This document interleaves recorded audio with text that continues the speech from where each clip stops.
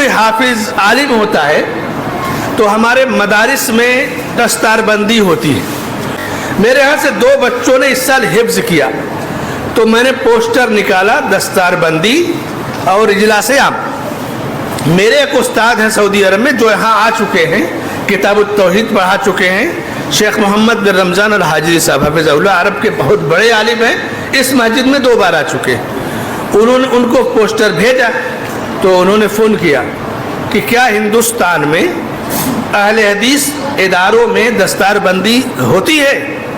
تو میں نے کہا کہ سب میں تو نہیں لیکن اکثر میں ہوتی ہے, جامعہ سلفیہ میں نہیں ہوتی ہے.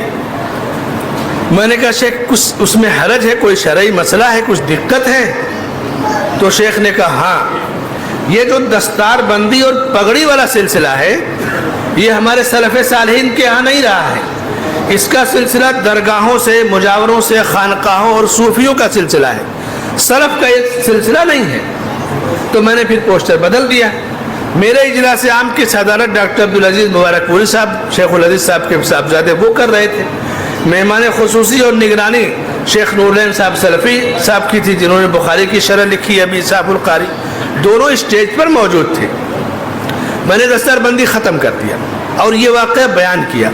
اب جو حفاظ ہمارے تھے ان کی تکریم کرنا, حوصلہ افزائی کے لیے بہت سارے راستے ہیں, ان کو اپنایا گیا.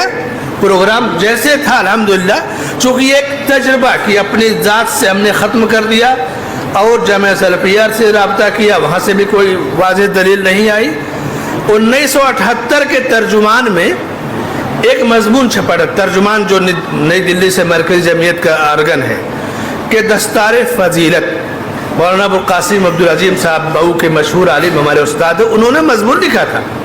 تو دستار فضیلت کا کہیں ذکر نہیں کیا کہ کہیں سے سلف سے ثبوت نہیں ہے. آخر میں ایک نوٹ تھا اس مضمون کے, ممکن ہے وہ شمارہ یہاں موجود ہو, مومن پورا تو بہت پرانی تاریخ یہاں پہ ملے گی. ایڈیٹر صاحب نے نوٹ لکھا تھا کہ میاں صاحب, میاں سید نذیر حسین محدث دہلوی رحمۃ اللہ علیہ کے ادارے میں دستار بندی نہیں ہوتی تھی.